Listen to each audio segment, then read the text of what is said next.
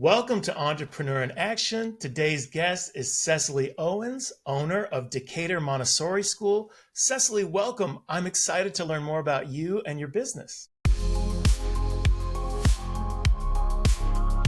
Tell me about your business today. So my husband and I, we actually own three Montessori schools, and then we own a separate business. It's a flooring company. So what we're doing now is what we've been doing is just pretty much trying to expand. We love education, but we're also into real estate. So, that's kind of the reason for our expansion, and we just kind of want to continue to grow. That is amazing. So tell me, for people who don't know, what is a Montessori school? How's that different? Yeah, absolutely. So a Montessori is a different pedagogy from your public institutions. Essentially, what we like to focus on is Maria Montessori, who is the founder and creator of it. But what she likes to focus on is independent learning for kids and essentially following the child rather than going off of a very specific, I would kind of say like government mandated curriculum. What we like to do is follow the child. So, while Montessori does have a curriculum, it's based off of where the child would like to go, each individual person in the classroom. So if the child has an interest in art, or if they have an interest in math, or whatever their interests is, they are free to explore that in the Montessori school. And they take it as far as they can go. Yes. So again, while we still focus on all the core subjects, which they do interact in, we often see that each child has a larger interest in one area versus another. So we make sure that they explore that as far as they can go. Yeah. What do you think the kids get out of that? What do you think is better for the kids about it? Well, it reminds me of a book that I love. It's called Strength Finders. So instead of focusing in areas, where we're weak and try to pick up where we're weak, you're able to focus on what your strength is. And you find it a lot sooner, which a lot of us adults kind of struggle with nowadays. Like, oh my gosh, what am I great at? I really don't know, because you've pretty much been following the same path as everyone else when you're in school. So there's huge benefits. We have so many kids. One of my school that we have in Atlanta, there's a lot of kids that are very interested in geography. So they head down that path, and you see them. We have very specific puzzles where they have to put puzzles together. But what we actually see them do, it's pretty much like all type of world maps, but there's no labeling on them. So they start to learn they learn continents, then they go to countries, then they go to states and provinces, different things like that. And what I really love is that they're actually starting to take the map off. They don't even use the puzzle piece anymore. I mean, the puzzle in itself, they take it off, and they start to kind of build it off on their own. We have other students that are into math, and you start to have 6-year-olds, 5-year-olds. Actually, I have one 5-year-old, and she is really deep into math, and she already is starting to learn multiplication. She's pretty much mastered addition, subtraction. So now she's taking a step further, but she did that based off of her own interest, and our teacher followed her versus saying, okay, you stop here, you're going too far, and things like that, which we often see. Not downing public school in any kind of way, but it's just a different pedagogy. I think that's amazing because, like you said, like you got kids exploring different subjects, geography, math, and like as I recall in grade school, I think the multiplication table was something they brought out in maybe fourth or fifth grade. So if you've got students that are 5 and 6 years old, they're getting like 3 or 4 years ahead in their math proficiency. It is. And it's that's one of the reasons why what I love about Montessori. It doesn't just, our school is pretty much up to, 6th grade. You can go through kindergarten. I mean, I'm sorry, age 6, you can go through kindergarten, but you can continue. So, you can go adolescent, elementary, adolescent, all the way kind of up to like a high school. So you can really continue Montessori, and we've seen a lot of success around kids wanting to be more independent. So it's awesome because it's in the classroom, but it also translates into real life, or you see the progress that they also make at home. Just as far as we even have a lesson where it's grace and courtesy, where simple things like when you grab something, you make sure you put it back.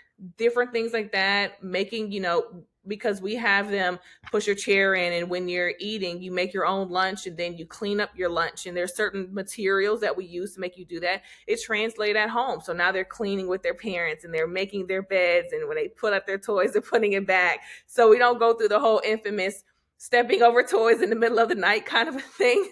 So it's wonderful. It's a really wonderful philosophy. We love it. It translates in so many areas of life. Yeah, I remember that stage of parenting as well when they didn't want to put the toys back. They didn't understand that that was something you could do to make their own life better too. Because then, if they can do that, then they can organize their room and they can get the toys they want when they want them, rather than having to lift up like, where is that thing that Exactly. I want to play with this thing? Where is Right. it? I don't know. Exactly. What do you feel like? Because you're talking a lot to the parents, because the kids are, I mean, they're verbal, but they don't have the same conversational ability. So, what do you feel like is the biggest problem that you solve when you talk to parents?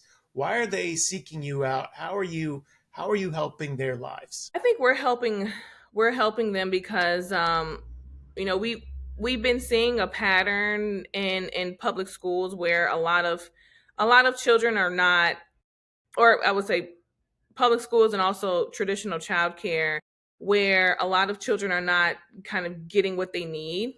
We all know that every child is an individual. I think the thing is, we learn as adults, right, that we're not the same. It's funny because we all grow up wanting to be like this person or like this group, or we all want to fit in. But the minute you become an adult, you're like, oh my gosh, I don't want to be like any of you. I want to stand out and be my own person. So what I talk to parents is like, you're able to start that right now, where a child can understand that they are very individual from another child. And I think that's one of the things that they learn, that we try to focus on, is let's focus on their strengths that they have, and let's learn what they are. And we can help develop and mold what that is at a very early age. Maria Montessori wrote a book called The Absorbent Mind, where they talk about how a child between the ages of 0 to 6 is their most precious time when it comes to developing the brain. So one of the things we try to focus is, let's focus on their individual brain instead of grouping them together and having them follow this path that everyone else is focused on, and that may not work for them. But that's actually what we want. We like that. We want to see the individual child for themselves.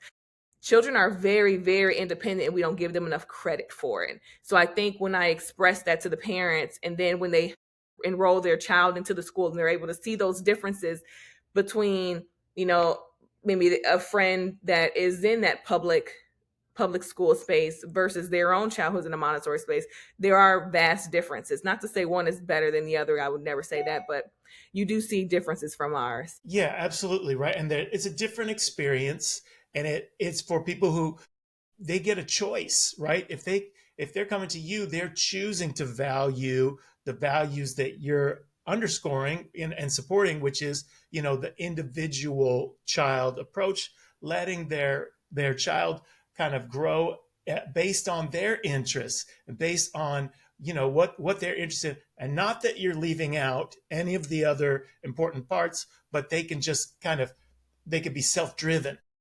100%. 100%. Yeah. That's a really good way to put it. Mhm. How did you go from getting the idea, like what brought you to the place where you said, I want to do this? This is something that is I see myself having this school and being an owner of this school and working with people in this way. Yeah. So my family has owned childcare before in the past. My husband, same. His mother was into the childcare space, and she's been active in it her entire life. So, we were in the middle of the pandemic, and during the pandemic, all the schools shut down. And I was working corporate, but I couldn't anymore because I had to obviously be a stay at home mom. And next thing you know, now I'm homeschooling my kids. And at that point, that's when I started to notice that there was some type of difference in me and my husband at the time. We were kind of like running out of money. We needed more for ourselves. So came to a point where like, okay, what are we going to do? And then my husband just and mother-in-law came up with this bright idea of like, oh, maybe we should look into buying a business or getting back into education. I was totally not for it in the beginning because I'm like, I'm homeschooling kids right now. No. But with a lot of convincing, I, decided that, this is something that we should go forth and do. And ever since that moment, it's been like just mind blowing. I love. Oh, I have a million kids now. I have so many kids, but I love it. I love to watch them grow, to see them from infancy.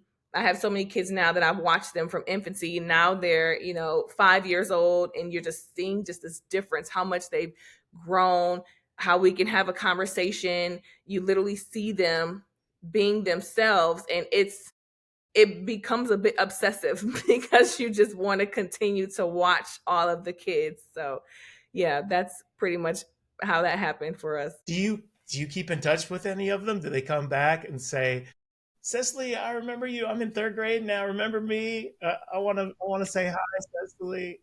So They come we're back. I haven't had it yet because we're still like it's about to start happening. So our kids are now getting older. At the time that we bought it, we've been owning it for we're going on 4 years. So I haven't had that chance yet where like they're leaving us, and but I know it's coming. I'm not ready for it, but I can't wait. I do keep in touch. There are some kids that have left, and I do keep in touch with their parents. And one of the things that I like to do is some of the kids that go to the school now, if they're doing extracurricular activities, that's what I try to show up for. So, and it's nice to see because you again, what I love is I love to see my kids being independent inside the classroom, but I get the opportunity to see how they act outside as well. So that's good. So what kind of things are they continuing on with in their extracurriculars? Like, what are you seeing like with the kids that move on that's exciting? Well, one of the things I'm actually seeing is how far advanced they are when they're in their classrooms. I followed up with actually, it's funny, I followed up with a parent with one of my students not too long ago. We just kind of touched base with each other, and she's kind of mentioning how he's in school and, he's very far ahead. They went to public, but now they're actually considering kind of going into the private institutions or kind of re-looking back at an elementary form of Montessori, mainly because the child is so far along and the teacher's like, well, you're either going to have to maybe go to a grade level up or consider something else because they're very far advanced. And this one of my kids, he's really good in math, and that's what his area of focus in. So now he's like kind of getting bored following everyone else because he's so ahead. So it's one of the amazing things to see how much our kids thrive when they leave. And then also when they're outside, when they're doing different activities. Like I have a I like to call them my kids. So one of them is like, my little son. He's plays basketball, and it's so cute to see him want to lead because that's just what he's used to doing in his classroom. He's kind of like taking a step. He likes to be the leader in the classroom, and we let him do that because that's his personality type. So when you see it translate from the classroom, and now he's doing it on the basketball court, he's only 5 years old, so it's really funny to watch. But yeah, just to see that stuff translated is awesome. I noticed that too as a parent. I was like, well, first you're like, what kind of personality are they going to have? And then you're like, I did not expect that. That's different. So at some point, I think as parents, we think my child's going to be a mini me, but they have their very own personalities. And so that's part of what I love about what you're doing is you're embracing that. They are not many anybody's. They're their own selves. Yeah, and that's what is so exciting to see because there's different personality. You have some that are very extroverted, and again, they like to take the lead role, but then you have others that are incredibly introverted. They're them being introverts has a gift because that's one of the kids that, and again, like I said, he loves to do like the maps. And when you see when he's working, he's very quiet, but he just is taking things a step further. And I'm like, how did you even think to do that? And we have this thing called a work cycle where they're literally working for 3 hours independently every single day. And to watch them just from one week to the next week, and they're always deep in thought at such a young age, and they're the way that they're concentrating, it's just it's amazing. It's amazing. I love watching it. I'm obsessed with it. So tell me, like, what does that look like? So how what kind of tools are they using? Like, if a child is in the classroom and they want to keep moving forward with math, are they using an iPad? Are they using like blocks? I don't know, or books, or like what are they? What kind of tools are they having access to for that? Yeah. So one of the great things that I love about Montessori is that, we do not have technology. Everything is we have we have different what we like to call materials. So they're not traditional to what you would see in a public school, but we have things that are like we call a pink tower. So they're a pink building blocks, but it can be used in a variation of things. So it can be used, for math, if you're looking at different if you're going as far as looking at different areas. We also have things called beads, where they're little small beads, but they're sectioned in. You have one bead, then you have five, then you have 10, and then you literally have like a block of 100 beads, and you kind of can build on that. And as you're building on that, they want to go as far as they can. So we will literally let them use the entire classroom. If they're doing beads and they just want to continue to count and see how far they can go, you let them go as far as they want to go with it. I mean, there's been times where like there's literally a whole area in the classroom that's surrounded by nothing but bees, but we give them that space. We give them a space, and that's how they go as far as they go because we give them that autonomy. Yeah, that I think that's one of the really important foundations. Especially, we're talking, kids who are 3, 4, 5, and 6, right? So it's, they're learning in their maths. They're learning things like number sense, you know, like what's the difference between the ones and the tens? How do I count to 100? Like these Hmm. things are the real challenges that are being that the learning challenges that they're having at the time. So for them to have access to a space that's just for them, like that's got to feel real special to them that they get to be supported. And then because I know you come from a tech background, is that what that's what you were saying earlier. So, and there's no tech in the classroom. Yeah. So how does your tech background influence your approach to the school? Hmm. Well, for the most part, the only reason, like my tech background, the only use that I've found for it was that what it translates to within the office and administration. But when I go into the class, I don't even take my phone into the classroom. And the reason being is that one thing I've learned about the tech space is that the tech is meant it's a very powerful tool, and it's something that, if you look at us, how much we have our phones on us now and how, addicting it is, we can't help it. It's been programmed to be that way. So again, one of the reasons why I don't even bring my phone into the classroom because I don't want my kids to see it because they are so wired and they are so connected to their materials and what they're working on like a hands off. So that's why we don't watch videos. We have an iPad in the classroom specifically only for the teacher, and what she'll do is she'll take a couple of pictures a couple times a week just to provide, parents with updates or whatnot on what their kids are doing. But other than that, because we know tech is so addicting, we try to yield ourselves from that because we understand that absorbent mind and how much the kids are focusing during that time. And we heavily encourage the parents to make sure that they also follow and abide by that, making sure, hey, if you have to have your phone, we understand, but try not to be near your kids, or, please don't really give your kids an iPad to play with, different things like that. We always encourage them, getting materials and or taking them outside, let them get fresh air. There's a bunch of different things that we like to encourage for the parents to do other than using technology. I see that because as a parent,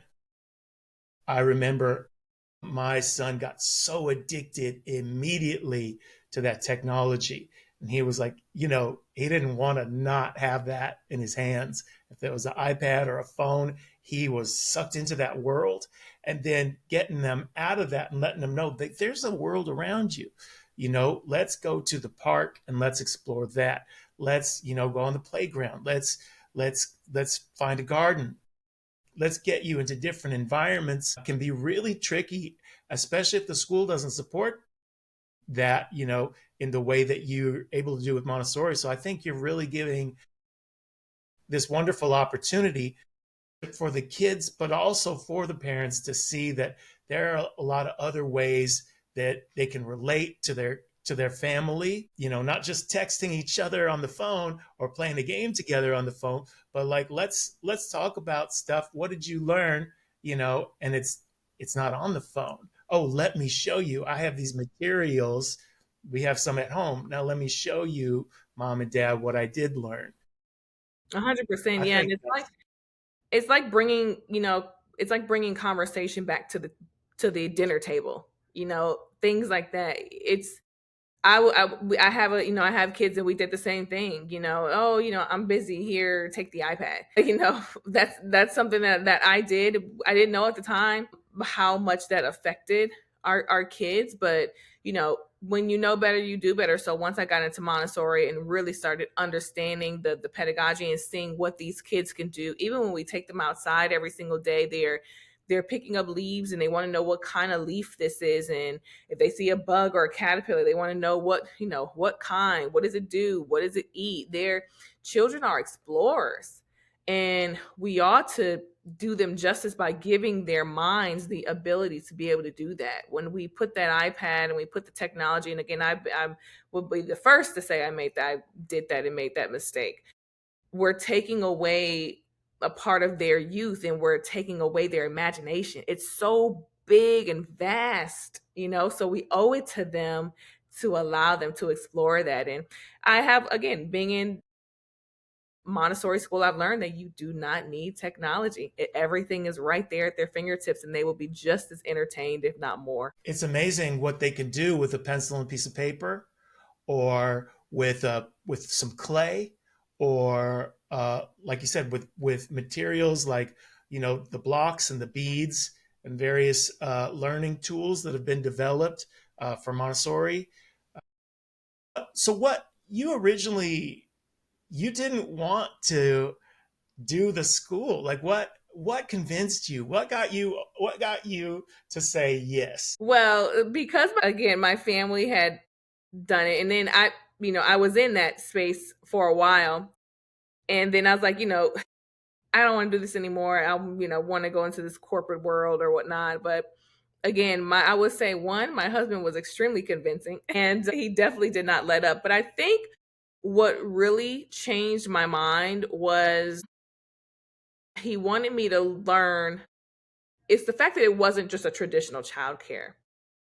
So, I mean, we had to visit the school a few times and having conversations with the previous owners. And then what we would do is we would watch the kids at the time, like from the window, just to do some observations and just seeing what they were doing. It intrigued me. I would say that.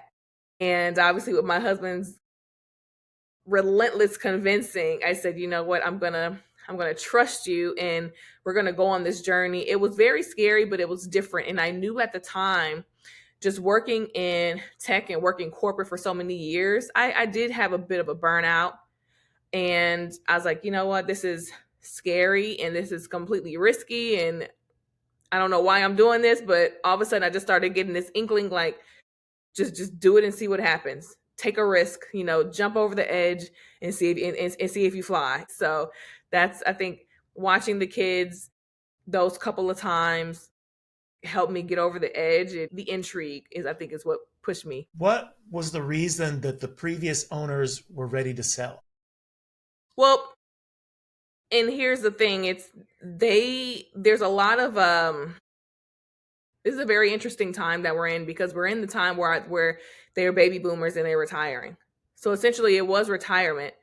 But one thing that we started to notice is that it's happening more often than not, where it's an incredible time to consider acquisition because even they have kids, but a lot of times these baby boomers that build these businesses, their kids are on their own. They're doing their own thing. They don't want to transition. They don't want to, they take over the business, and that leaves this window of opportunity for us to come in. So that's essentially why they sold retirement. A lot of baby boomers are continuing to do that now too. And is that, do you feel like as an entrepreneur that that's something that you want to keep pursuing? You want to buy more businesses?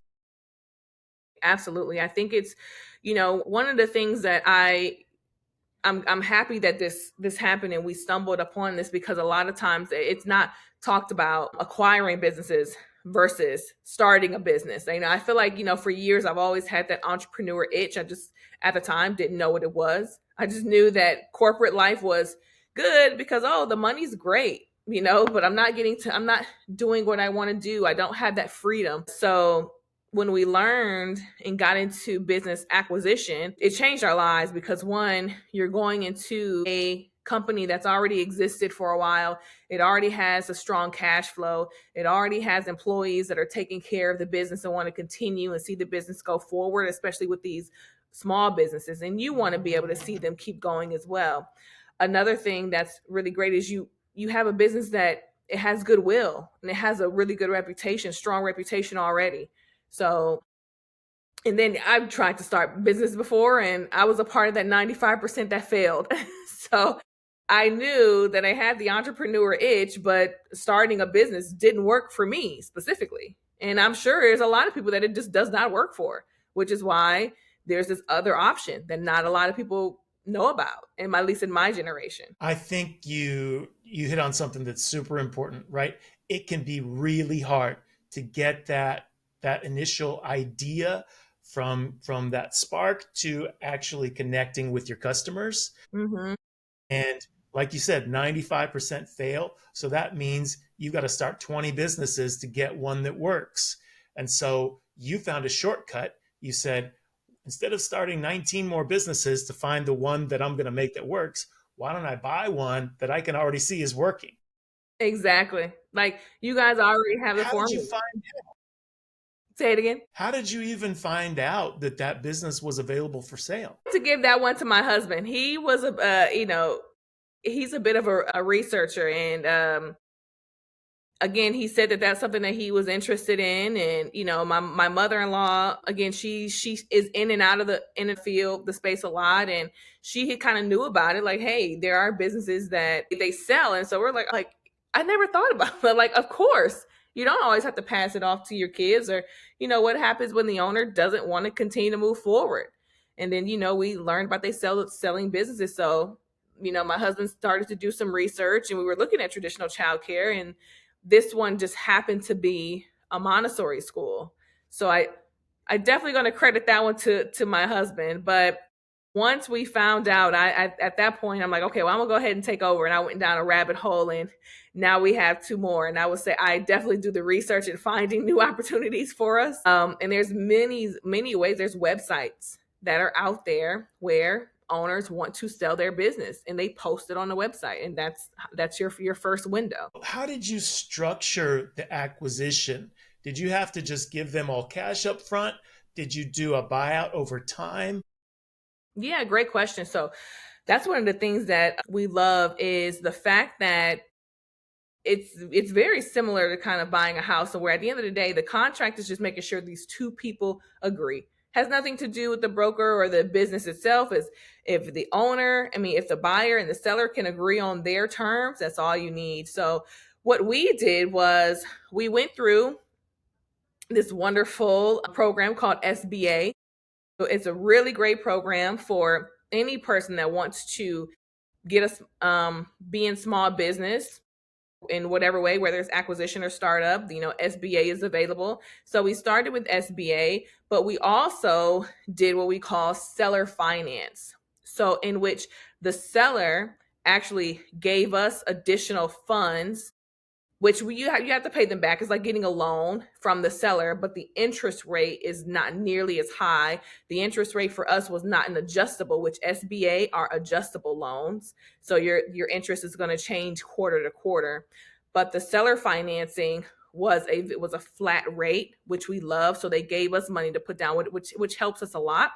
And then what was amazing is that because the business is already profitable, that money we can pay back through the business. So it didn't even have to come out of our pocket. So we were able to lower our down payment because of the seller financing, which allowed us to get into the business a lot easier for us because there was only so much that we had to put down. Okay, so you were talking to the previous owners and you Mhm. said, we are really interested. How can we move forward? And you had worked with SBA, Small Business Administration, to find out about their loans, which were like variable, so the interest rate could go up and down, and you don't know every 3 months how much your new amount owed is going to be. You were able to find a way through your agreement with the previous owners that they would do seller financing. So that's like a loan. What does that look like? They just say, you're paying us. It's like, how, help me understand, how does that exactly look like? It's so simple. And it's, again, you structure it however you want to structure it, right? You could put it in the form of a loan. In one way, it can just the seller financing can take down the price of the acquisition of the deal, and that way you pay less at closing. What we did was we said, hey, instead of taking the price down, how about you just write us a check at closing? So instead of us getting this hefty, amount that we had to pay, essentially we got a check from the owners on the day we closed. And that helped us with what we call working capital. So that way, one, we were able to pay employees. Another thing is that essentially we had to pay them back, but what we did was instead of doing payments, we had an idea. They already had an idea of how much the business was going to make at the end of the year. So that we said, you know what? We have enough money throughout the year to cover our SBA loan, the payment. But at the end of the year, this large profit that we're going to get, we're going to apply that to your seller financing. And that's how we're going to give it back to you. There's so many ways that seller financing can be worked out. It was really cool. I will say this, for this would be our first business. Our sellers were so hands-on helping us secure the deal. And I would say if someone is going into a business, that's something that you also want to be able to look for too. Someone that's willing to be hands-on, they care about the business and they want to be able to pass it forward to the right people.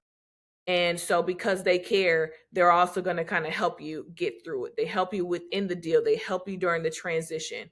These things are available. So it's not something that people do all the time, right? So they built this business and it's taken them 20, 30 years, however long, to build the business, right? Because they're a different generation, they're from the baby boomers.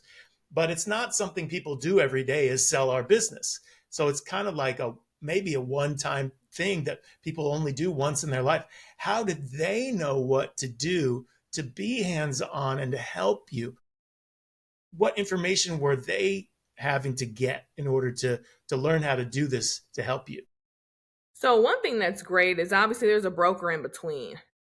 So even though this is their first time selling a business, and they've built this is their baby. So they want to make sure they do it the right way. So that's where a broker comes into play.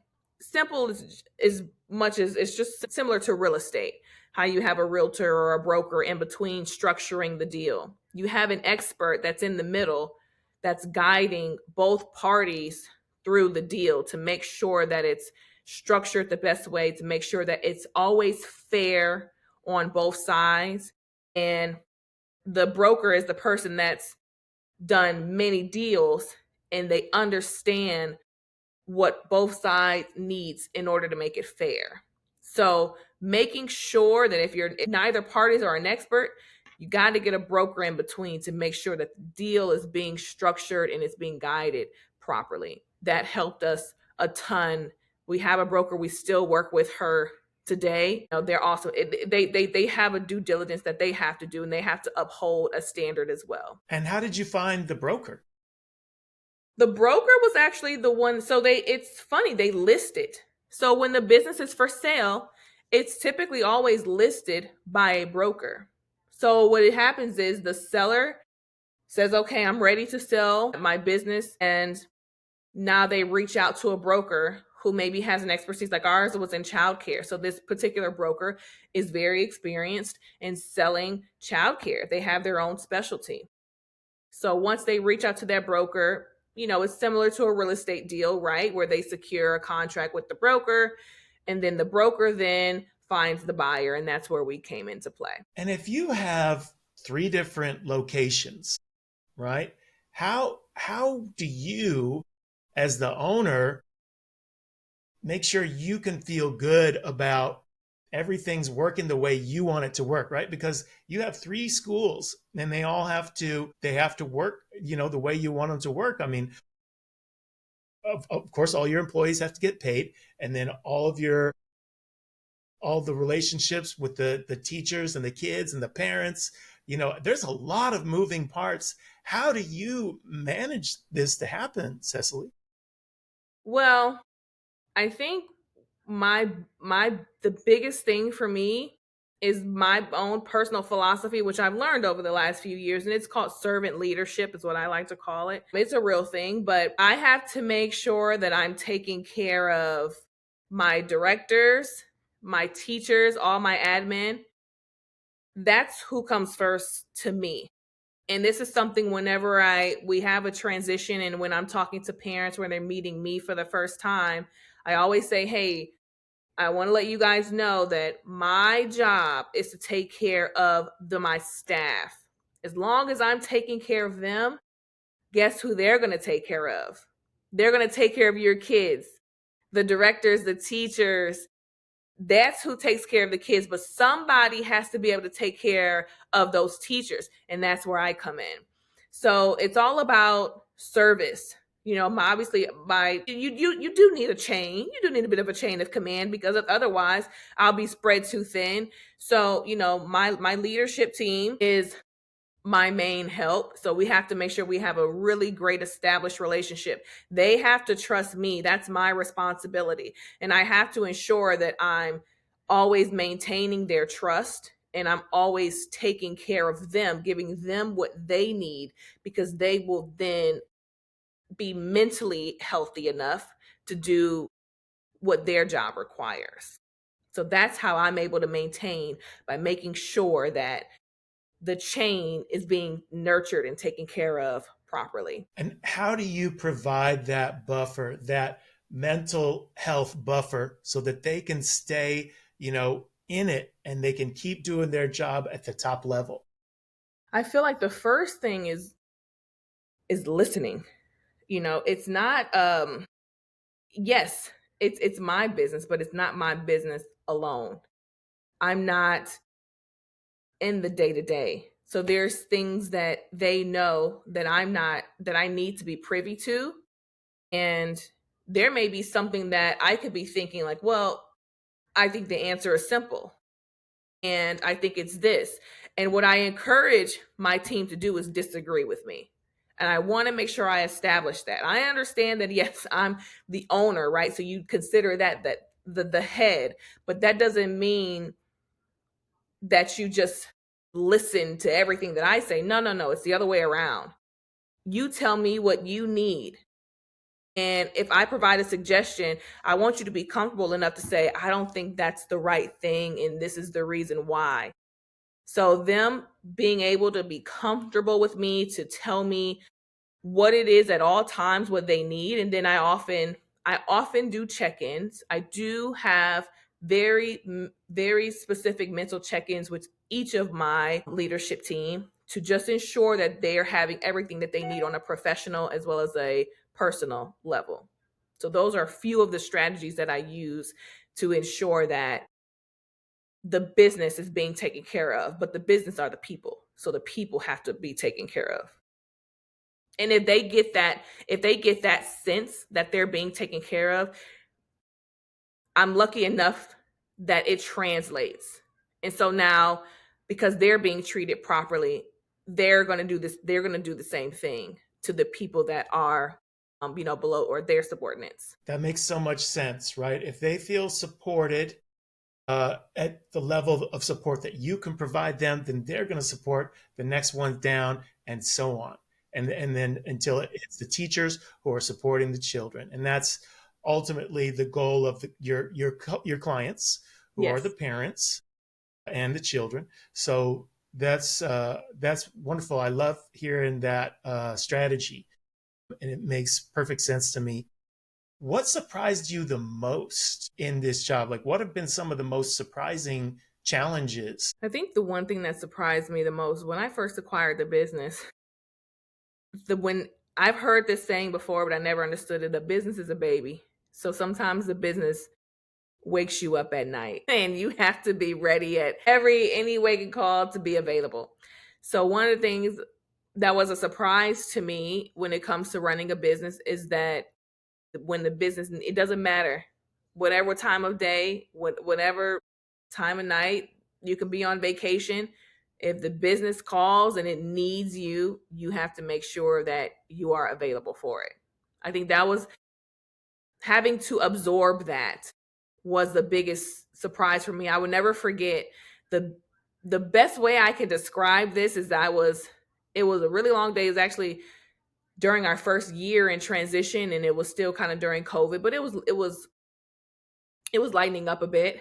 I it was We had such a tough week, and I was like, you know what? It was a tough week. We made it through, and me and my husband just wanted to go out for a nice dinner.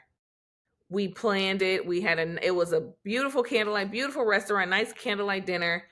And as we were eating, I get a phone call from one of my employees, and that dinner we never got to finish because business called, and it what it needed us at the time, and we literally had to drop everything. I'll never forget going. I had this really nice dress on, but I'm driving to my business. But hey, it doesn't matter. It was around, like, I think it was 8 o'clock at night. Something was going on with like the piping and things like that, right? You got to take care of it. And so me and my husband, he had a nice suit on, I had a nice dress, and here we are, like, trying to get things together. So that's, I think, the biggest thing for me is that, hey, when the business calls, you need to answer. You have to be available 24/7. But I've learned to absorb that, and I've learned to accept that over time. So it's all good because I love it. I love what I do. I want to take care of it. And it takes care of me. So it's a mutual respect. What are some of those emergencies that require attention? Right. So you had a plumbing issue. Like, what are the Cecily level emergencies as the owner that you have to pay attention to? Well, there are, again, you have those maintenance issues that come out of nowhere. Those are the big ones. Then we have, we may have issues with staffing where, something may not be working out with a staff member that, we've hired or has been on. Those are things that I like to know about because, if I have to, have a conversation with a staff member or something needs to be said, I want to make sure I'm a part of that. Let me see. It's a child care, right? So children run around. If they get injured, I want to know about it immediately. Different things like that. And then we have those small hiccups, like if the alarm system goes off literally in the middle of the night at 3 o'clock in the morning because the cleaner is there. something something so simple. But we get those calls. My director doesn't get those calls. Those calls come to us. So it can be minor, it can be major, but we're heavily involved. I would say we're lucky because my leadership staff is amazing, where I don't have to be so involved with the day to day anymore as I used to be. But I wanted to be in the beginning so I could learn. But now one of my directors, again, this is when we were having this conversation. I said, "What do you need?" And she's like, "I need you to let me lead, and I need you to step back." And that was very tough for me, but in doing so, it helped me not have to be so hands on. So, yeah. Those are some of the emergencies that I have to deal with, but my leadership team takes care of a lot of stuff for me. So when you had that conversation with your director who said, I, in answer to what do you need, I need you to let me lead. What does that mean to you? Like, how did you get yourself to take that step back to let her lead? That was very challenging because when it's your business, you feel comfortable knowing that it's being ran a certain way, and that's a way that you can trust. But it's funny because my director trusted me, but what I needed to do is I needed to trust her. So when she told me, when we were talking, and she said, Cecily, I want to lead. I need you to let me lead. That means I have to take a step back and allow her to make decisions. Maybe decisions I didn't necessarily agree with, or maybe wasn't necessarily even a part of. But I have to understand that, hey, if I hire this person, right, then I should trust them enough to run the school. Otherwise, I might as well just do it myself. Why is this person even there? So being able to take that step back, it was a bit of a struggle, like a trust struggle for me. But all in all, I'm so grateful that it ended up working out. And that was a really good learning lesson for myself. It's like, if you hire a team, you hire them to do a specific job, you let them do that job because that's going to help them to get better. And it's been it's been a phenomenal lesson. Now what I love that. It's funny, we had a leadership meeting at that school the other day, and it was a conversation regarding a parent and a child. And one of the things that she's like, oh, I was like, I think we should do it this way. And she's like, no, I don't think so. I think we need to do this strategy and XYZ strategy. And I was like, okay, let me follow your lead. And it worked out flawlessly. So I love it. And it makes me proud because you get a sense of like, oh, I groomed that person. Like, they weren't here before and now look at them grow. So that's a beautiful thing to see, is like watching your kids grow. So that's been great. When you're hiring, what do you look for? Like, how do you know this is going to be a great hire? And looking back, now you have some experience from hiring in this business. So, like, Hmm. looking back, what do you know now that you didn't know about how to hire great people? You know, my truth is, I learned that I don't know if I hired the right person until about 90 days later. They can have the greatest resume and they could have the best interview, or they can have the worst interview, but you never know who that person is, because I feel like you don't get a person's authentic self in an interview. You just never do. So it's not until you get them in, and you get them in on a you see how they start to work, then that's when you learn, okay, this is the person that I hired. One thing I will say, a strategy that I use to help the company, is that we do have trials. It's almost like a temp to hire type of position, because we need to know that, hey, you are a good fit for the position, you're a good fit for the company, but it's also the other side too. Are we a good fit for you? So it has to work both ways. And you never know that medium until you're in it, until you've been working there for quite some time. How do you structure that when you talk to them and they say, I want this job, I'm perfect for it, look at my beautiful resume, and aren't I presenting myself really well during this interview, and I've answered all the questions perfectly? Like, how do you approach that conversation where you say, okay, we can do a trial, and they say, oh, no, no, no, I'm ready, I don't want a trial, I'm ready for the job. Like, how do you have that conversation? I always let them know that's a really good point. It's like, yeah, I love it. I'm excited. I'm ready. Sure. But just as much as you've put on a performance in your interview, we also have to you naturally put on some type of performance, because you want to let them know, hey, this is a great company that you're looking to get into. So we've both just performed here, and I think that's just the truth. So let's just do this. It's a trial, because guess what? In 90 days, if you decide that this is not the fit for you, no harm, no foul.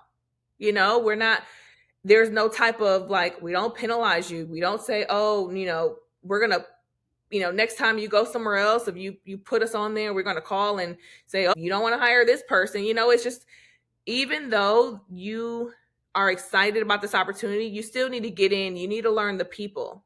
You need to learn the process, and you need to learn the truth about what you're doing every single day. And then you ask yourself, does this work for me? And so what I think is that they're very receptive to it because they understand it's fair. We want you to come work for us. And typically people think like, oh my gosh, I got the job.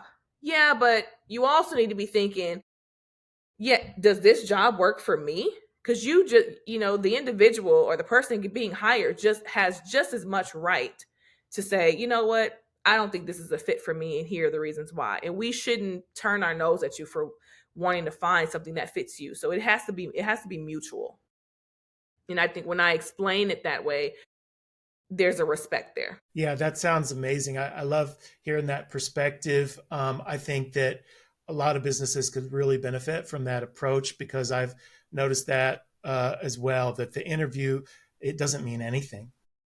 It has no bearing on what they're going to be like when they actually perform. And I've been on both sides of it, interviewing people, where I might have had the decision whether to hire them or not, and then being interviewed where they had the decision. And I'm like, well, you know, just because we had a conversation, that's not how people perform in the job. Exactly. And what's the biggest thing? I know the seller, they were very hands-on and everything. Like, was there something that they did that really helped you? Like one thing that they really did to help you be able to buy and acquire this business? Because this was your first time buying, it was their first time selling. What would you give for like advice to sellers to be able to make their first sale work the best for their buyer? Well, I will be honest. I definitely feel like, the number one thing was the seller financing. That helped us, that lessened the load mentally, financially, for us to be able to get into the business. And the reason why they gave us that is because they wanted to make sure that we were set up for success. I would say my advice to sellers is, if you want to sell your business, you're selling your business because you want it to keep going. And you've done so much to build it up. You want to be able to give it to the right person, and you want to assist them. Our sellers were so hands-on. I can't even say one thing. They gave us seller financing, but then also the transition, because you got to think about it. Everything that was in their name needs to go in our name. Something simple as the alarm system or the energy bill, or something as big as how our teachers, the system that pays out the teachers. And they were with us every step of the way, making sure these things got transferred successfully. When you acquire a business, there's always a transition period. So oftentimes they'll give you maybe like 30 days free, and then after that you have to pay for that time. But it takes a lot of work in order to transition a business properly. They were with us when we introduced ourselves to the new parents. They were with us every step of the way because they wanted to see the business succeed, and they wanted to ensure that, okay, now we can take our hands off of the business because we've set them up for success and everything is done. Now all they have to do is run the business. So when that transition happening, there's so much that's going on. You got to think about it. And in childcare, specifically in our field, you're doing the technical piece, but then you also have to transition the teachers that have been used to you for so long, and now they're getting someone completely new. That's a lot. Then the parents who have trusted you for so long in the way you're doing things, and now you have these new people, these foreign people that are coming in, and they're going to be governing this school and our children. All that's a lot. So I wouldn't even be able to pin one thing if I could, but to the sellers, if I can give any advice, is make sure that you are ready to transition and be there with them every step of the way. There is going to come a point in time where they have to kind of let the reins go and let you run your business, but You know when you have done enough. And how much time did that seller financing give you? Was it like, here's enough, we're gonna loan you enough for 6 months, so because that's the amount of time that you're gonna need, until the payments come through from the parents, or like how did you figure out what that was, and what like how much time did that give you? Yeah, so all you really need when it comes to, I would say, in the childcare space, we needed about 30 days. So the amount that they gave us was just enough for us to sustain 2 pay periods and transfer all the bills. And then also we had some funding that came in for us to be able to pay our first mortgage payment on the business.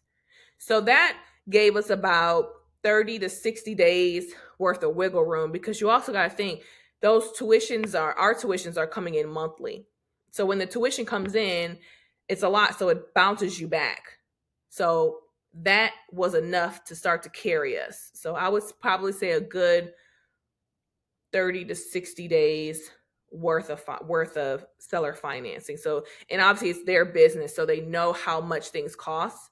But what's not added in there is our new mortgage that we have to pay on for our SBA loan. So just adding that in there was what they allow, was the amount that we came up with, and that's how we deciphered that. So it was the SBA loan was the part where you got money to actually buy the business Mhm. itself, and then the sellers helped you by financing by giving you a loan for like 30, somewhere around 30 to 60 days, uh, so that you could transfer the bills, you could pay your teachers and your directors. Mhm. How long did that process take from the time felt you expressed your interest to the owners until the time you owned the business? Ooh, it takes a long time. Our transaction, and it doesn't have to take this long, but our transaction took about 6 months. It could take anywhere from 6 to 8 months in order to, actually, yeah, no, about 8 months to secure the whole business. Because I remember I had to save up a certain amount of money in order to secure the down payment. So it took about 8 months to secure the deal. And the main reason why it takes that long is because the SBA has a very long, stringent process, understandably so, right? You're getting a loan from the government. So it's very similar similar to a real estate transaction, where they're asking you for all of these questions about you and your personal finances, but then they also have to go to the seller and ask for their business finances. And it all kind of has to go into play. You have to look at the business, you have to look at the sustainability, you have to look at the real estate, you have to, again, look at the collateral. And there's so much that kind of goes into play with purchasing a business. That's what makes it take a long time. So if you really want to get into a business, you got to be in, and you have to be ready, because it's a long process if you go through the SBA, for sure. What's your vision for your business for the future? Like the next 5, 10 years, what do you see? There's so many things. Oh my goodness. One, I would love, our initial goal right now, let's just say probably 5 years or so, we want to start to we want to start to do more so like the Southeast region, and then just kind of take the East region in itself. We want to buy more. We love schools. We really genuinely do. And then we have a background in real estate. So we would love to continue to find service businesses within the real estate industry as well. But I really think that's our goal. Me and my husband have learned that we are acquisition entrepreneurs, and just to continue to expand that, for our family, of course, is definitely one of our goals, and that's what we love to do. How do they price that? The sellers, how do they price it? Do they go, well, it's 2 years of gross revenue, and that's the price that we want for our school? Like, what number did they use to figure out what they were going to sell it to you for? Yeah.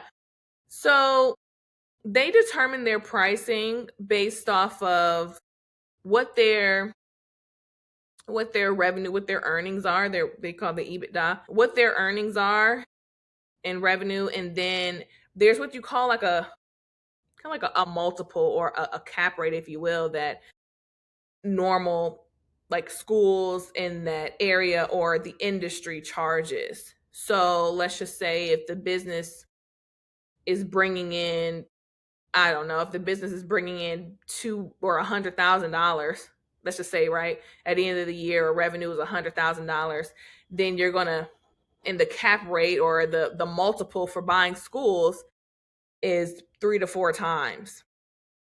So 100,000, and we're gonna do a 4 times multiple. That means we're gonna charge you $1,000 to buy the business. That's typically how they learn how to price businesses.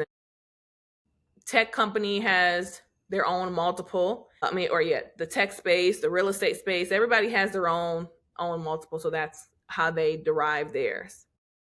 And the broker generally helps with that. Now, are these acquisitions that you're doing, these are businesses that rent their space, or are these businesses that come with the real estate as well? Yeah, both. Both. So the business that we own in Atlanta did not come with the real estate. And that goes into play too, because then it's like, well, those are a little harder to finance because every bank needs what collateral. So you have to be able to provide some type of collateral for a business that does not own the real estate. But the business that owns real estate is a little bit easier to for a bank to say, okay, well, if the business can go under, at least we have the real estate that we can use as a collateral. So we do both. Which do you prefer? I would say right now, I'm preferring the business that has the real estate. Main reason why is one, because it gives us some collateral too, because guess what? If we wanted to, we could actually sell the real estate and keep the business. So that's another financial strategy if we wanted to use that. And then also, I think the reason why I like the real estate is because with SBA, the loan is a 10-year loan. So that means that the payment's going to be higher versus if you have a real estate loan, typically those loans are amortized over 25 years, which makes your payment, what will be cheaper, a 10-year payment or a 25-year over time. So real estate's been more my friend. I think I like that one better so far. So you're saying you pay more over time. Well, if your loan is 25 years, you're paying more interest because you've still got to pay interest every year Yeah. versus the SBA loan. If it's just a 10-year loan, you got to pay a higher payment on that principal, but there's less interest that you're paying overall. Yeah, and even another thing really to add is like you said, both principals are higher. I mean, I'm sorry, the principal for the business with no real estate is higher than the principal if you had real estate. Another thing is with the interest on an SBA loan, SBA loans they're always adjustable loans. Whereas if there's a loan with real estate, it could be fixed. So even though we're paying interest over a 25-year span versus a 10-year span, that interest rate will never change. Now, we have a we have a business that does not have real estate with a 10-year loan at an adjustable rate. Imagine what our rates did these past couple years during inflation. And so if that's what the interest rate is, if it keeps going up and going up, going up, going up, you're responsible for that. And at the end of the day, that's always going to hit your bottom line. It's always going to hit your profit at the end of the year versus always having an expectation of what this 25-year loan is. There's nothing that's really going to surprise you. Very similar to if you buy a house, with a loan that doesn't fluctuate. You know what your price is. It's never going to change. It's always going to be the same. That I imagine that's got to give you a better feeling of security without that variable loan. You're like, I know what this expense is at least, going forward for years, as opposed to, like you said, every 3 months that can change Mm-hmm. with the SBA loan. Yeah, there was a lot of deep breaths. Whenever that, oh my gosh, when that, during that time, to see those rates the way they were going up, in this current economy, it was a lot, especially us being first time business owners. So that's definitely something that excited us with the other schools that we purchased, learning that these businesses have the real estate attached to them and we can secure a better loan this time. That's a very interesting thing to know, I think, for people acquiring a business. That if you get a business that doesn't have real estate, you're going to be working with the SBA. It's going to be a 10-year loan, and it's going to have variable interest, can go up and down. But if you buy a business that has the real estate attached, then you get that 25-year loan through the bank, and it can be a non-variable interest rate. I think that a lot of listeners who are interested in buying their first business, I think that's a very valuable tip for them Hmm. to know. Yes, absolutely. It definitely changes the way that the deal can be structured. It really does. Now, in this podcast, we talk about your four F's. So it's your finance, which we've been talking about already, Uh-huh. but then we also talk about your fitness and your family and your fun. So let's move on. I want to hear, Sesealy, how do you keep yourself full of energy? Like, how do you stay fit? What's your diet like? Tell us how you keep things going the right way. Oh my goodness. So I definitely have to, I do a lot of decompression with my fitness. I love the treadmill. I have one at my house. Sometimes I love to just sometimes you like to go away and you like to LA Fitness is a good friend of mine. And so I love just getting on the treadmill. I put some music on and I literally can go for probably about a good solid hour and a half just jamming out. I love to take like 30 minutes and do a really hard incline, and then after that, I slow it down and I'm just walking, cruising. It really just releases a lot of those toxins that are in me. So I would definitely say my favorite form of fitness is getting on that treadmill. That's what relieves me from everything, from work, from being a mom, being a wife. It's just my own time.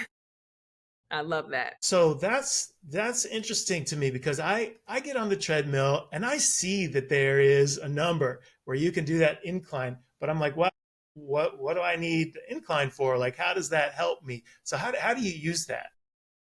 I like to use the incline. One is a challenge for me, and I tend to actually burn more. I'm slower. I do about 2.5 miles, but my incline is at a 13 right now. I actually burn more calories doing 30 minutes, two and a half. There's a strategy. I think it's like maybe it's like a 3-13-3 or something like that. A 3 speed 13 incline for 30 minutes, something like that. But you burn so many calories doing that. And that's like my first challenge. So I always say if I'm able to beat that, then I get a sense of accomplishment, and that just motivates me. And it's almost like I'm challenging myself. Everyone wants to challenge themselves. And once you get over that hump, there's that proud moment. So I love to do that. So that's what that does for me. It's physical, but it's also mental as well. And then after that, once I've climbed the hill, now I'm able to just relax and I'm able to coast. So that's what that does for me. And do you have different playlists for either of these? So if you're doing your 3-13-30 strategy where you put the speed to 3, you turn the incline all the way up to 13, and then you do that for 30 minutes. And that's like a brisk walking pace, and you're really engaging all your like your leg muscles, but it feels like I think it would like engage your whole body really is Yes. what I'm my perception of it. So you have a different music on for that than you would have for some other part of the, Oh my God, or you just got one playlist? no, no, no, no. So I have so many playlists that are on my phone, and I love to find like new music. What I love about LA Fitness is that the particular gym that I go to, they have treadmills with the TVs on them. So I have my playlist, whatever I'm feeling that day. I never know what it is, but I just kind of let my emotions guide me on what I'm going to turn on. But then I also have this random thing where I like to watch sports. So I'm watching like I'll turn on a basketball game or a football game or something to that matter, but some type of competition. I don't know why my brain goes there during this incline time, but those are some of the strategies that I use to really push me, I guess, kind of to that next level. And then another thing that I do is I never look at the time. I never look at the time. I always, when I'm putting my music on and then I have the TV, that TV distracts me from looking to find out how much time I have left. So by the time I'm getting on there and I'm listening to my music, so I'm really now I'm in a session and now I'm watching this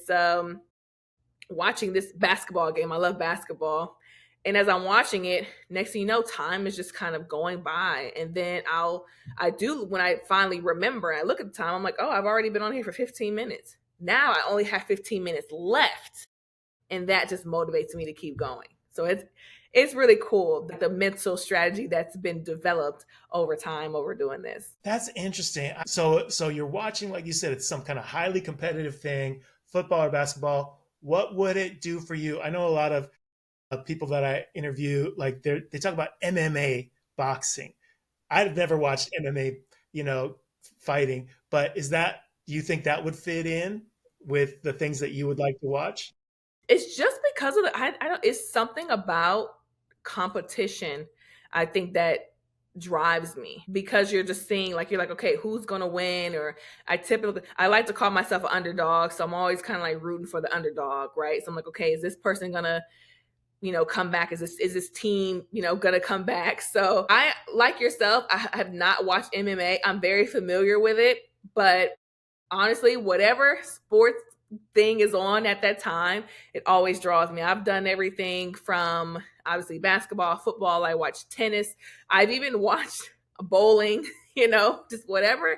I know I have to watch some type of sports during that time. So whatever sports that's available is what I'm going to be watching. And it's interesting because when we put ourselves in the gym, right, we're around other people who are like-minded. They're also there to exercise and to get fit and to stay, in shape. So you're putting yourself in that environment, and then also one more level of it. Let me also watch it on TV. Exactly. You know what's funny, because the gym that I go to, it's 2 stories, and the treadmill happens to be on the second story. So where I always work out, you literally can look over you and you can see everyone that's pounding it out. They're working out. They're typically doing the weights. It's the weight section. So I get to look at that. And then if you look across on the wall, it has all these motivating words like endurance, performance, challenge. So there's what I love about, just me personally going to the gym, is that there, like you said, everything is surrounding you, is pushing you mentally to perform and to get better. So it's always like my moment of challenge. And once I'm done, I've released so much. I feel so great every time I leave the gym. Every time.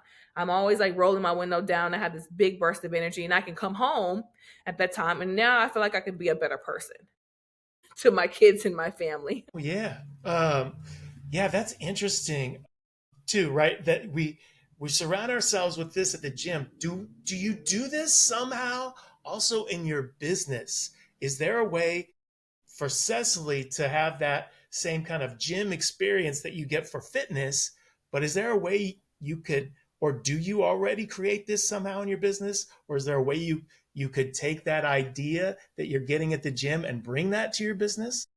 Yeah, I feel like I feel like fitness is so necessary, obviously for your body, but also just for your mental. I feel incredibly stimulated, after I work out.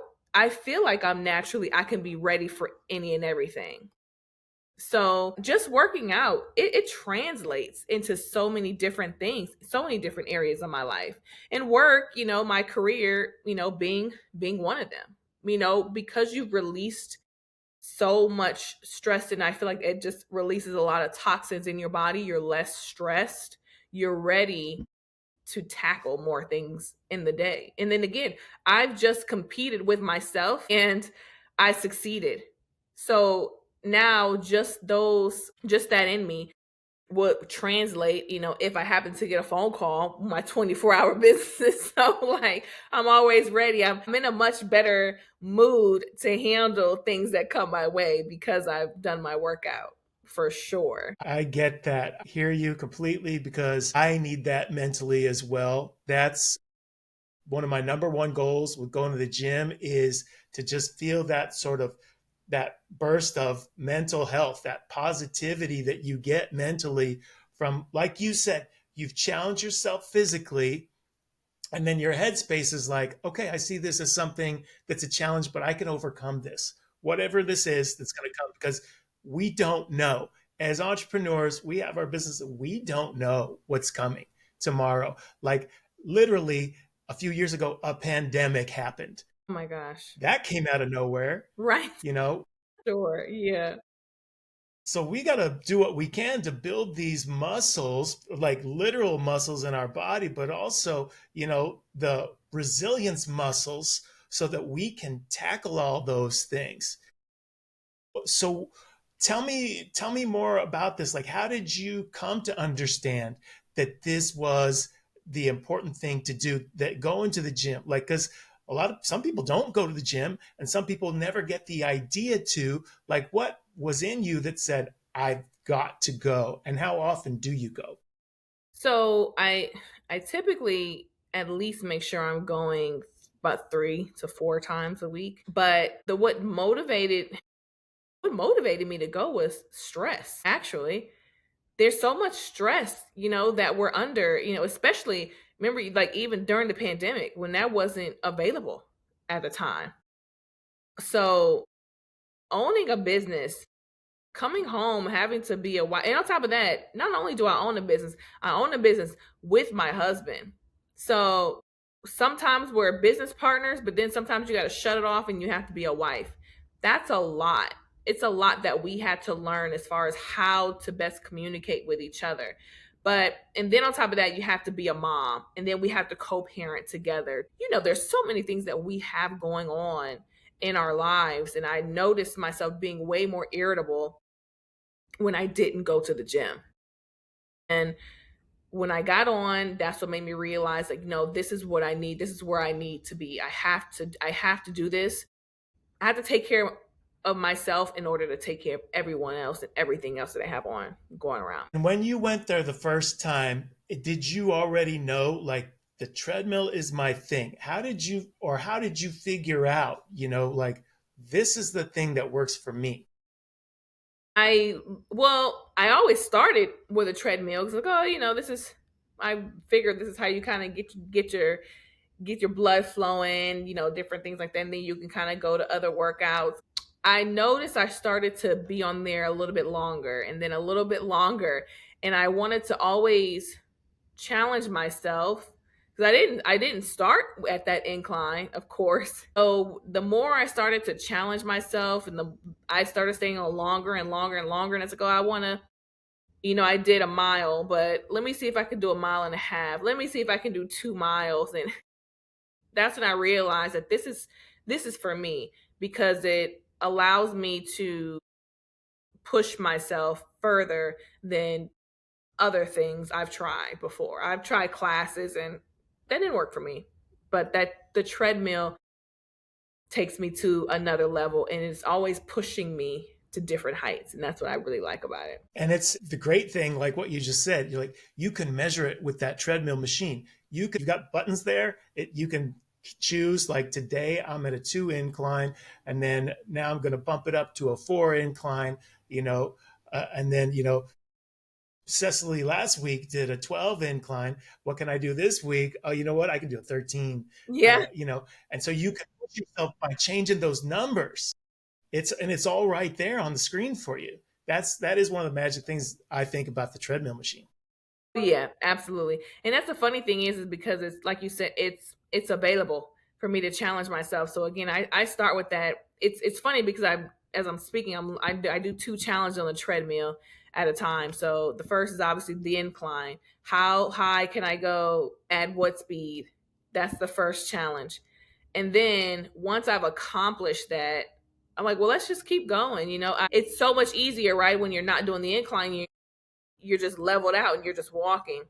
How far can I walk? At what speed? I used to walk. Now I'm starting to run a little more. So I'll see if I can, like, okay, I'll do a little walking and then I'll run the rest, maybe like a half mile, but I want to get to this. So there's so many things that's encompassed on that one machine that I can do to challenge myself. And once I get off, oh my gosh, I feel amazingly accomplished and refreshed. So it's twofold. It's awesome. That is, and now I'm gonna go to the treadmill machine with a completely different view after having this conversation with you, Cecily. I'm gonna be like, I'm gonna try some new stuff. I will say one more thing before we get off the treadmill conversation. You know what I do to keep interest on the? You watch sports. They have some little games on the one that I play. If I go off to the right, I can like scroll up and it'll say some games like chess and stuff. And I play Sudoku Oh, and I turn on easy though. I don't play it on hard. All I want to do is get to the part at the end where it says, you win. it's that sense of, oh my gosh. Listen, I'm going to have to bring that up. Like, do you guys, is there a way that you can add games? That'll take it to a whole nother level for me. That's really cool. I love that. I didn't even know something like that was available on treadmills. That's cool. Yeah, next time, next time. So you brought up, let's move on to the family section because you brought up some real interesting components of your life. How you are as an entrepreneur, you're also business partners with your husband.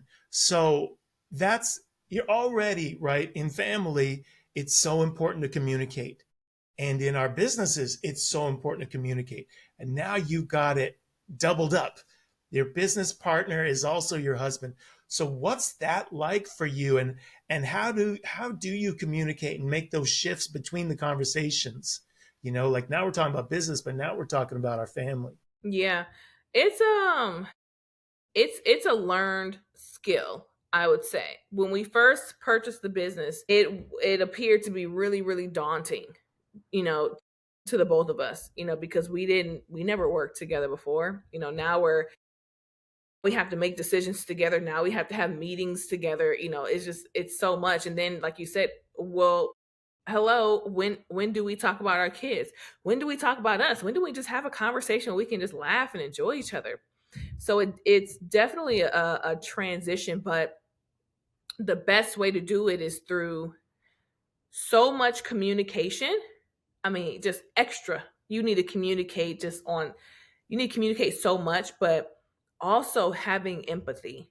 Empathy helped us a lot with our communication because it allowed us to understand or have the awareness to understand each other. When it's time to talk about business, we understand that we don't take nothing's personal. We could be having, I don't know, I could be mad at him because he did something silly, but when it's time to talk about business, that's out the window. I'm not worried about that right now. We'll get back to that later. And then when it's time to talk about, family or anything, we always ask each other, like, hey, if it's in the morning and I'm just kind of getting in or getting started with my day, and we could be having a normal conversation, not about business, but, my husband will ask, hey, is it okay if I can move on and talk about the business or talk about things that are going on? Sometimes I say yes, sometimes I say no, I'm not ready yet. And that's okay. We totally understand each other. We both do that to each other. That's typically how it works. It's effective communication and constant empathy is what has helped us succeed. So we've been really successful, these past 4 to 5 years in doing so. So I think what you just said were some really, really important things that you guys have developed together around your communication. So having that empathy in the conversation, right? So where you're looking to understand the other person's point of view, you're not trying to like say, hey, this, you're wrong. You're trying to say, how are you, how do I understand you? You know, and also that part about where you ask, is it okay if we talk about the business conversation now? And it's okay if the other person says, I'm not quite ready yet, you know, let's give it another 5 minutes and then I might be ready to move on to that conversation. So how do you discover that, like how did you figure out like this is how we can talk now, because you got all these things to talk about. Like I call it, when I'm talking to my wife, I call it like the headline. Like give me the headline first. Like, and that's how I say it to her. I'm like, let can I talk to you about this subject? But I think of it as a headline. This is the context or the subject matter, and I try not to go deep. Just, do you want to talk about this thing? Like, how do you think about it when you're approaching those conversations?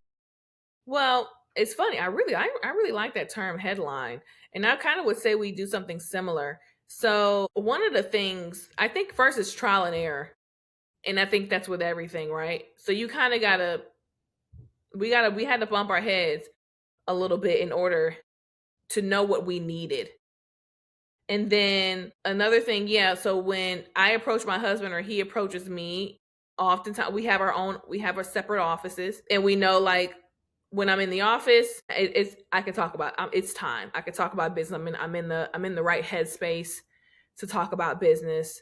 So we learn each other's cues. We learn each other's even settings. Um, if I see my if I come if I happen to come home, I see my husband, he likes to eat, and when he eats he has a TV on. I was like, okay, he's on lunch, I'm gonna leave him alone. So being you learn your partner's cues, when it's appropriate, when it's not appropriate to have certain conversations. If he's in the office, I know he's in business mode right now, so I actually may not come to him to talk about anything personal, or make, oh, let me tell you what happened with this and that, and tell you this funny story that happened to me while I was out. It's not the time or place for that, because right now he's zeroed in on his business. So I think learning our cues is what helps us effectively know when to communicate and when not to communicate. And we also, another thing that we do, we actually set up meetings for business specifically. So we'll have our own specific like morning huddles, or we'll huddle before the end of the day to kind of see how the day went and what needs to be done the next day.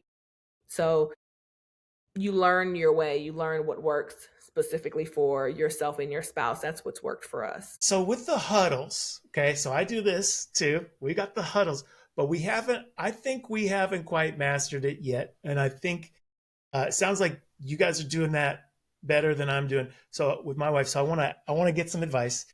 Like, how do you do that? Because here's one of the things that trips us up in the huddles. So I might come to the situation of the huddle and be like, I just want to tell you all the information to my wife, right? I just want to tell her the information, but I'm not quite ready to hear some kind of like goal directed part of it. I just want to say what happened, Mm-hmm, first. hmm. Now she's super smart. I want to hear everything she's got to say, but just not right away. Let me just talk first. And then, because this just happened last night. So then she was like real goal oriented, and I knew she had stuff to say. I just needed her to hold back, give me a few minutes, and in a relaxed mode so I can just say everything. How would you how would you help us with that, or what do you guys do to not do something like that, or how That's can you help me? uh, that's that's me literally telling my husband, because I have those moments where I'm the same way. Like, I'm just gonna tell you what happened, but just do me a favor, just don't respond, please. And I was like, if you can do that for me, then I'll tell you. But if you think that you're gonna have to craft a response and say that, then I'll hold out and I'll wait, because we can't control the other person. So sometimes we have to forewarn them and give them a little bit of grace because we're spouses. So all we want to do is help each other. You know, the minute I go to my husband or he comes to me and he's mentioning something, I'm like, babe, you have a problem. I want to be here to help you solve it. I want to be your superhero. They don't want that all the time. Sometimes they just want to be able to vent. When me and my husband, I would say we have our huddles. Our huddles are specifically business. Nothing comes inside of that but business. But when it's time to, like you said, talk about our goals, you know, that's different. Talk about if I want to have a vent session because something happened that day, but I don't want to hear what you have to say. I just want to say what I just need a listening ear. I'm at least going to make sure you know that ahead of time. And I'm going to pre-warn you because here's the thing. If I, like you said, though, if I just get on the phone and I just kind of start blashing everything out, but I haven't told, like, wait 1 second, I don't need you to respond. Then they're like, well, what are you calling me for? You know, if you don't want to hear my response or you don't want to talk about it. So I definitely think giving them that pre-warning of like, hey, this is what I'm expecting from this conversation. Can you do that for me? If not, then I have to be willing to accept what happens after the fact. Then at least at this point we're giving ourselves choices. That's how I look at it. I like that. So if I could say to her, like, I just first let me just vent, let me just let it all out, let me do a little free range, just telling my story. And then, give it 1 minute after that. Then if you've got some, like helpful strategies and, tactics that we could use, then just give me that 1 minute after and then tell me that stuff. Yeah. Oh, and you know another really cool thing that my husband does with me because I'm very similar to you. I'll say like, hey, but I want to vent. I need to get this out, but with all due respect, I don't want you to respond.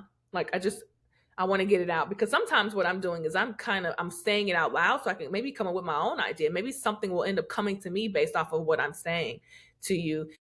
And he'll say, okay, and then I'll get everything out. And then he'll ask, like, do you want me to respond or not? And then that's putting the choice, it's giving me the choice to say, okay, okay, yeah, let me hear what you have to say. But that way, at least I'm a little bit open to it, and I'm making a conscious choice, like, well, yes or no, not right now. I just wanted to get it out.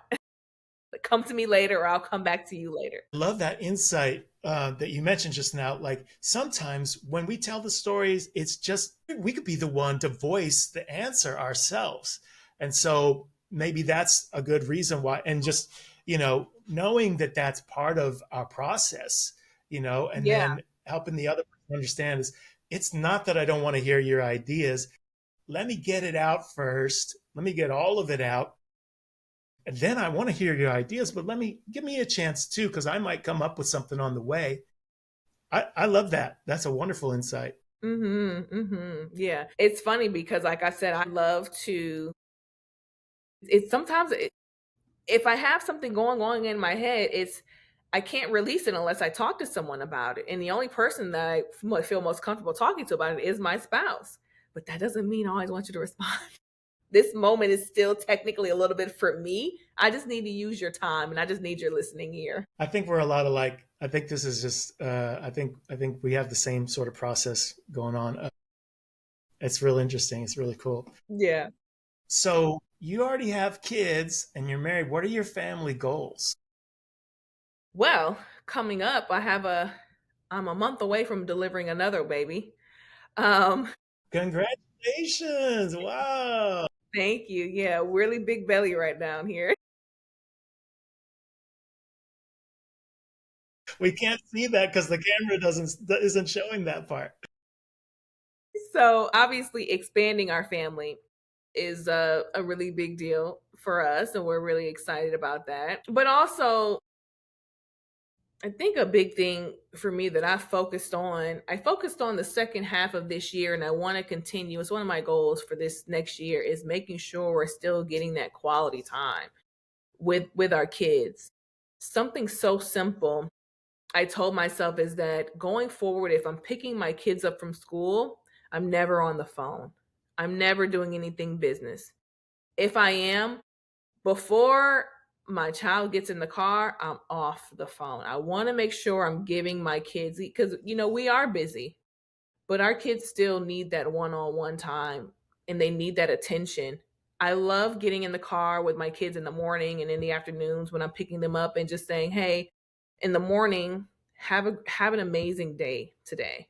Have a great day," or let's talk about what happened the day before, how do we go into this day and make sure we're prepared for success, to have a great day. Making sure I love you and I'm proud of you. Also, when I pick them up, how was your day? Tell me what happened. You got something that you want to get off your chest? Talk about it. Let's talk about it. Something funny, something sad, something scary, whatever. Let's talk about it. I always want to have that relationship with my kids, that they know that they can come to me and they can talk to me about anything. So that's a big thing for our family. Obviously, like I said, our goals is right now growing our family, but making sure we continue to make time for them is another big thing. I think that's beautiful.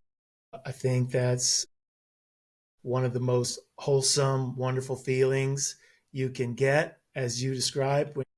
It seems like such a simple thing. The kids, taking your kids to school, picking them up from school, but you're using that time to connect with them. You put away your phone.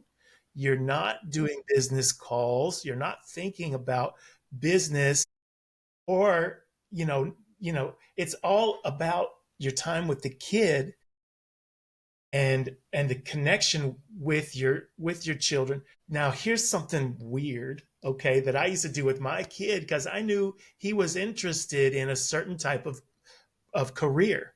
So I would talk to him about that career pursuit when we were in the car.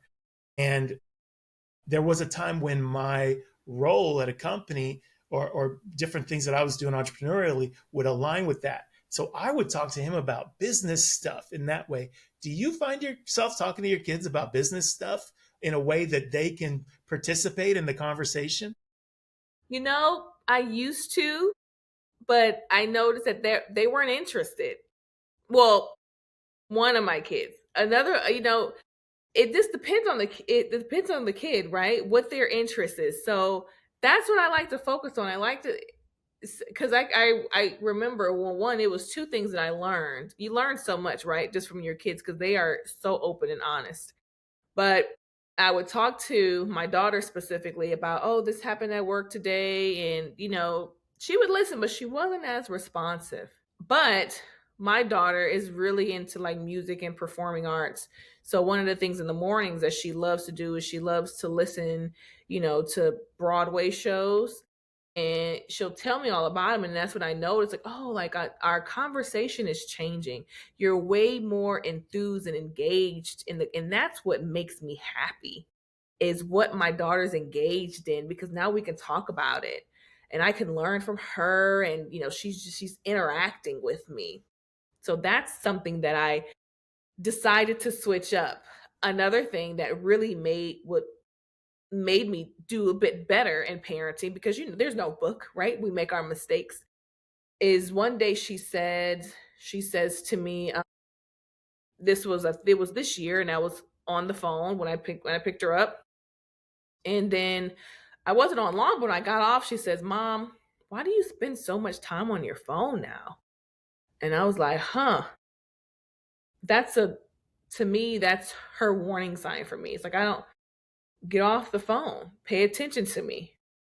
I'm here. Ask me how my day was, things like that. And we used to do that, but I kind of got sidetracked a bit. So that definitely made me reevaluate. And I think, to your point, is I just want to talk about what you want to talk about. I want to give you your time.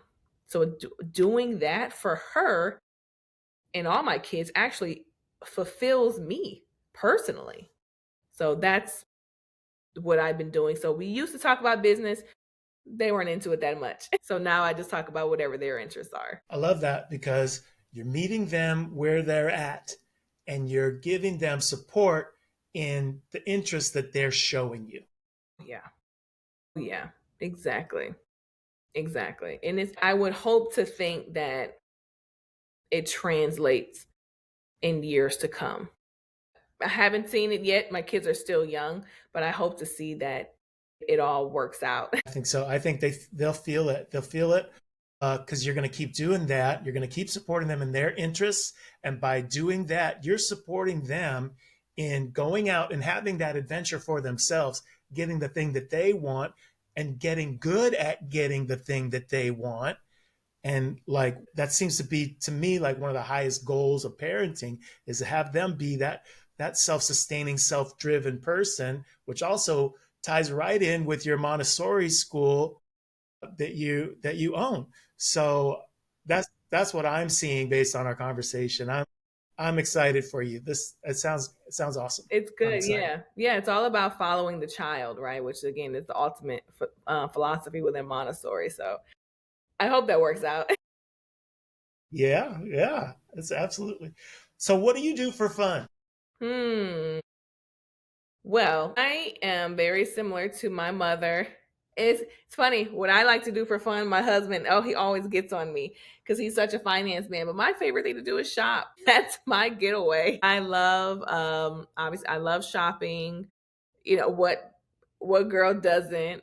And let's see. I also love to watch. It's funny. I think I call myself a kid at heart, and I love watching movies with my daughter. We're big. We're big. I like to watch the kid movies, and we're really big into like Jurassic Park, different things like that.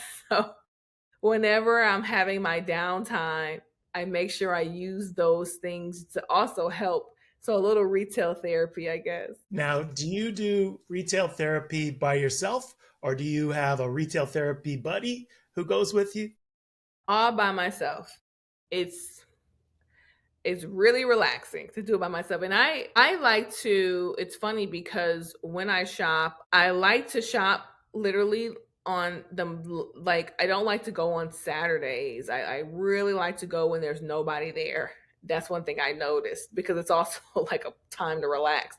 Sometimes I'll see myself, I'll go like on a Tuesday when it first opens, or something to that effect. Or guess what, now they have shopping online where I can be watching a really funny movie and I'm sitting on my couch and I'm just shopping away online.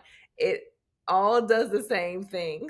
So, yeah, that's what I like to do. It's a one-on-one thing for sure. What do you feel like? So you said it's like peaceful. You said it's like what do you really feel like you get out of shopping? Because I have fun shopping too, and I'll like sometimes I feel like that's just a fun time. Now I don't do it as much as you in a way that I'm thinking about that's my fun, but I have fun when I go shopping. Yeah. So what is it? How do you think about it so that you know this is fun? Like what is it about shopping that gives you that fun? It's a To me, it's a bit of an escape. But what's fun is that there's a reward. That's how I look at it. I always tell myself, I think I work pretty darn hard.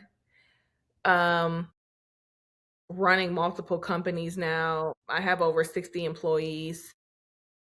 Obviously, I'm a mother to be, and a wife. That's a lot. So one of the things I love to do is another part of my shopping is like house shopping, decor, and doing things for my house. That's my reward to myself. That's what makes it fun for me. Is like I'm rewarding myself for all the hard work, so I get to do and see these things, and it makes me. It's pretty much like a trophy. Like that's my trophy, seeing these things get put together in my house. So yeah. Oh, that's my trophy. That's my reward to myself. So you did the hard work and then you go out and you find your own trophy that you can bring home. And now when you see that, whatever that item is in your home, you're like, yes, because I worked hard. That's exactly it. That's exactly it. I like that. Hmm. Okay, let's go into the lightning round. Okay. You ready? I don't know. Okay. So all the questions before now have been kind of like blue sky, wide open, like blue ocean questions. But these are a little more targeted. So In your life, Cecily, what's been the best investment that you have made for your financial health? So it could be a book or an idea or an influencer you follow, or it could be like an actual investment. I bought this stock, like whatever. So, what's been the best investment for your financial health? During the pandemic, I got a job. I saved for 8 months. I saved $50,000 and I bought a business. Best investment I've ever made in my life. And what has that business done for you? It's took me to a whole another level financially for sure, but also mentally. And I've become so much smarter. I've learned how to become a leader and I found my purpose, what I need to be doing for the rest of my life. What has been your best investment for fitness? My treadmill, an LA Fitness membership. And just real quick, let's hear it. What do you get out of having that? Like, what's it give you? It releases stress and it allows me to challenge my body physically, and it allows me to see myself going to new levels on a weekly basis. So when I challenge myself and I make it and I challenge myself again, I'm getting better and better and better with my body, with my brain. And it's telling me that if I can do this, I can do something else in the rest of the world. What has been your best investment for family? My husband, my husband is my partner in crime. He is everything. He's such a wonderful guy. He's really sharp when it comes to wisdom. He's an amazing dad. He's an amazing father, and husband, and ultimately my best friend. He's my best friend. So waking up and having him in my life every day has been the most amazing investment I could have ever made. And how did you choose? How did you know he was the one? I think I want to say it was really like a love at first sight. We met in college, and but he wasn't in college long. We only knew each other for about we were only in college together for about 3 months, and then he had to leave. But I knew that I couldn't. I knew when he left, I asked myself, I was like, now how am I going to live without him? I didn't know at the time, but it's funny because I never had to. So I knew he was the one. I really just kind of feel like from the moment I saw him. And so he left college. How did you guys what happened that made you be able to continue together? We were friends first. We were friends, and we had this foundation of we were young, we were in college, but for some reason, like we always just wanted to be honest with each other, and we were able to be. We created a really good foundation, and our foundation was our honesty. Knowing that we were never able to let each other go because of that. I know for a fact that whatever I do, I'm going to tell you. Whatever you do, you're going to tell me. We're always going to be truthful with each other and give each other our choice. You know, we're in college, we do silly stuff, but I'm going to tell you that way you can have the choice whether you want to continue to move forward with me or not, and vice versa. And we always gave that to each other, and nobody else could give that to us. They weren't supposed to. It was just we established this connection. That connection alone is why we are where we are today. What were the words like? How did you know that this was this level of honesty that you guys were giving each other? Like, what were some of the ways you expressed that? It was really, it's funny because I feel like I'm the one that kind of started it, where I had to tell him something. I think I had a boyfriend in high school, and then we moved on to college and we met, and I was still together with my high school boyfriend at the time. And it was really simple. Like, yeah, like I do have a boyfriend, and I actually do care about him right now. And so we'll just be friends. And like, no, he doesn't know that, I could do anything, but I don't want to. I'm not that kind of person. And I think that was the beginning of it. And it was more just like, hey, okay, like I'm going to tell you something, and you have the option of how you would like to move forward. I think those were our words. I'm going to tell you something, and you tell me how you would like to move forward. And How did he do that right? How did he play that situation so it worked out for him to marry you in the end? He never What did he do? he never stopped asking. My husband asked. It went from, oh, I have a boyfriend, and I think a week later it was, did you break up with your boyfriend yet? I'm like, no, no, I didn't. And then he asked the week again, and then he asked the next week, and I think he asked probably about 4 times until I just got the message, and I was like, gosh, I really like this guy. And so I did. I broke up with my boyfriend, and it's been me and him since. Yeah, Interest. He used his words and he showed interest. he was very I love adamant. that's amazing. What's been your best investment for fun? My credit cards for sure. No, yeah, I definitely would say, like I said, I love shopping, and but I also save. I save too, so I just make sure I'm trying to do what I can to reward myself. But I definitely would say my credit cards, and often, occasionally, my husband's credit cards. That's my fun. That's my best investment. So, Cecily, you're my business coach. And I'm coming to you and I'm saying, how would you help me grow this podcast? Assuming I want to be the biggest podcaster in the world and I want to help people know that there's more to success than just the finance, but it's also, having that well-rounded life where you get joy from your fitness, from your family, from your fun.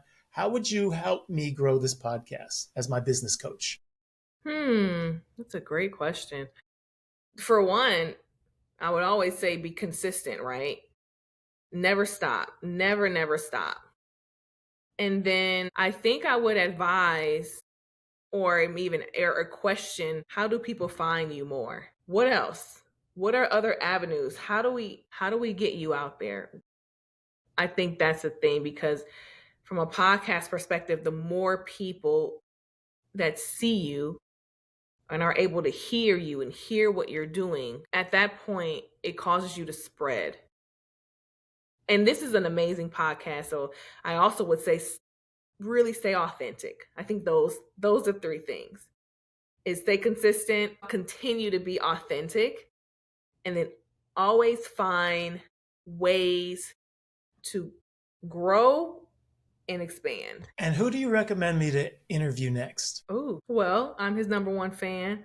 I'm gonna say my husband. Honestly, if I had to recommend someone, if I hope you like what I'm saying. If you like what I'm saying, then my other half, I hope will blow you away the same, because he's amazing to talk to, especially in the world of finance. Okay, I'm going to reach out to you after this for that. Okay, for sure. Cecily, so people have learned, the audience has heard your stories that you've shared, wonderful stories, and the challenges that you've overcome and how you've found your way to entrepreneurship, and the people who are resonating with you and the people who want to learn from you and make deals with you. Like, how can they find you online? That's a great question. And, I'll be honest with you, that's something I'm working on. But for right now, you will keep finding me on my Instagram at Sesealy Owens on Instagram. Very simple. There's not much on there yet right now, but it's something I'm working on, because right now I feel like I'm on a mission to start telling my story and telling people how, you can also, if you don't want to do startup, you can get into business act. There's more ways to acquire wealth and knowledge. And I want to start to promote that. So one, thank you for giving me this opportunity and giving me this platform to share that. It has been a true pleasure, Cecily. I've really enjoyed and I've learned so much. Thank you so much, Cecily. I really appreciate you. Thank you It's as been well. awesome. All right, well, take care, Cecily. Okay, bye-bye. And congrats on the baby. Thank you so much. Thank you. Have a good one. You too. Bye. Bye.